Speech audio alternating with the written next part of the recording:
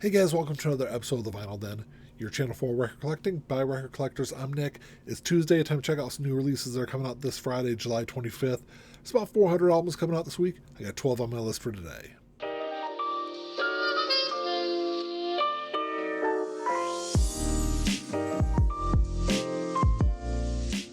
There's a bunch of links down below. You got links for the Vinyl Den Facebook group, for the merch page, for the Spotify and Apple Music playlist that I put together every week, and the Patreon page. So make sure you check all that out. Like always, if you enjoyed the episode, make sure you give me a thumbs up, hit that subscribe button down below, and make sure you hit that notification bell so you're notified every time I release new episodes. Like I said in the intro, there's about 400 albums are coming out this week. I'm only going to talk about 12 of them today. So if there's something you're looking forward to that I'll have on here, make sure you drop me a comment down below. Let me know what albums you're looking forward to grabbing this week. And like always, if you're unable to find these in your local brick and mortar stores, they should all be available online. I'll put links down below in the comment section for them. You can also always go over to the Vinyl Den store on Amazon. All the pre-orders are on there, new releases, there's deals on records, all sorts of cool stuff to check out. One album that I'm definitely looking forward to this week is the new album from Alice Cooper, The Revenge of Alice Cooper. So this is his 30th studio album. It's actually the 8th studio album together with the full Alice Cooper band. It's a 2 LP release. It's going to be on yellow vinyl. It's going to run you about $42. So this is the first album from the Alice Cooper band since Muscle of Love in 1973. I think all this started back in 2021 when all the surviving members got together. They recorded, I think, 3 songs for Detroit Stories. And ever since then, doing a full album has kind of been rumored. But we're finally getting it this week. I will say that the cover art for this album, I think, is terrible. But, if the music on it is good, that's really all that matters to me. It's got a lot of really positive reviews so far. I've listened to 2 of the 3 singles that have been released, and I think it's better than anything he's released off his last couple of albums. I've always been a huge fan of the Alice Cooper band version of Alice Cooper. Those first several albums, I think, are always the best that he's ever done. He's done some good stuff in his solo career. I think it's never quite matched up to what he did earlier in his career with the full band, though. I do have that one on pre-order. I'm definitely looking forward to that one this week. Then you've also got The Eternal Idol from Black Sabbath getting reissued. Came out back in 1987. It was their 13th studio album. It's going to run you about $24. This is a reissue of the RSD version that came out earlier this year. I think the RSD version was on red vinyl, and the one that's coming out this week is going to be on black. But this is the first album the band did with Tony Martin. When they released the Tony Martin box set last year, this is the only album from that box set that was missing. I just assumed there's probably all licensing issues because the Eternal Idol was released through Warner, and then all the rest of the albums were through IRS, which is owned by UMG. But I'm not sure if it was licensing or if they actually just wanted to do something more special with the first album with Tony. They did the RSD version. I will say that I was never a huge fan of the Tony Martin albums until they released the box set last year, and I fall in love with several of these albums now. There's a huge 90s album that's finally getting a reissue this week. This is Mellow by Beck, released in 1994. It was his 3rd studio album. It's going to about $30. This is the first time this album has been reissued since 2016. I know a lot of people have been waiting for this one. Whenever it's talked about online or on social media about albums that need to get reissued, Mellow is always one that's brought up. This is the album that really introduced the world to his more quirky kind of music style. And this is one of those albums that I think helped define music in the middle part of the 90s. It actually go on to be his 2nd biggest selling album behind Odelay. I didn't pre-order a copy of it, but I probably will grab a copy of it this week. Then you've also got Urban Hymns by the Verve coming out. Released back in 1997, it was our 3rd studio album, 2 LP release. It's going to run about $38. This is one of my favorite albums of the later part of the 90s, and this is actually the band's last album until 2008. Of course, Bittersweet Symphony was the huge track off of this album, but I think what made this album so great is all the other tracks on here. That song is good, but I probably wouldn't have it in my top 4 or 5 on this album. The Verve did release 3 other albums across their career, but there's some good stuff on those albums, but I don't think anything quite equaled what they did on this album. This is one of those like staple Britpop albums of the 90s. There's also the new album from Enuff's Enough coming out this week. This is Xtra Cherries.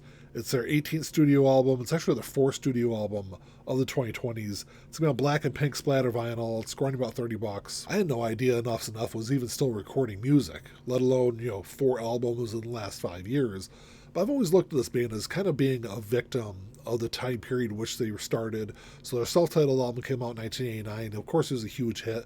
Fly High Michelle was on that album. By the time they would release their follow-up in 1991, music had already kind of drifted in a completely different direction, away from that glam rock kind of sound. Then when they released Animals with Human Intelligence in 1993, not only had the band been forgotten about, but anything that was tied to glam rock was really pushed out of the mainstream. And, even though they did have some good songs across those first 3 albums, commercially, they just never went anywhere. So I'm definitely interested in streaming this new album and checking out this week. Then you've also got Hole in My Head by Laura Jane Grace getting reissued. Came out last year in 2024. It was her third solo studio album. It's going to be on pink, blue, and purple splatter. It's going about $29. So if you're not familiar with who Laura Jane Grace is, she was the lead singer of Against Me.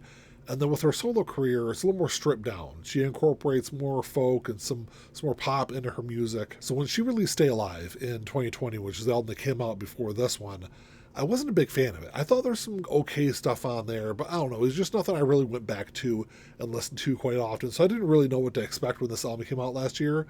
I was really impressed with it, though. I thought it was a huge improvement over what she did with Stay Alive. And with Hole in My Head, I think it's some of the more personal writing she's done at any point in her career. So if you're looking at checking out some of her solo material, I think this is the album to start with. The next release is one that some stores got copies of this 2 weeks ago, and then others have it coming out this week. This is When I Woke by Rusted Root. It came out in 1994. It was their second studio album. It's going to be on Rust and Blue Sky vinyl. It's going about $50. It was the first time this album's ever been available on vinyl. It was limited to 2,500 copies. This is, I think, one of the more unique sounding albums of the middle part of the 90s. Because by 1994, music was in a very different place. You know, it kind of left grunge behind. And I think alternative rock was looking for the next kind of area to move into. And I think it was a perfect time for a band like Rusted Root to come in with, like I said, a very unique kind of style and break off into the mainstream. Send Me On My Way was the big track off this album. It hit number 51 on the Billboard 200. I got a copy of this a couple of weeks ago when it came out. It sounds incredible. This is a great sounding album. If you're looking to grab a copy of that, it is a little pricey at $50, but I think, you know, it's the first time it's been available on vinyl, so I thought it was worth grabbing a copy of it. Then you've also got Ultraphobic by Warrant coming out this week. Came out back in 1995. It was their fourth studio album. It's going about $33. This is the 30th anniversary release this week. Over the last couple of years, Warrant has slowly been reissuing some of their long out of print albums. Dog Eat Dog came out back in 2022 for the anniversary of that album. But with Ultraphobic, this is the first time it's ever been available on vinyl.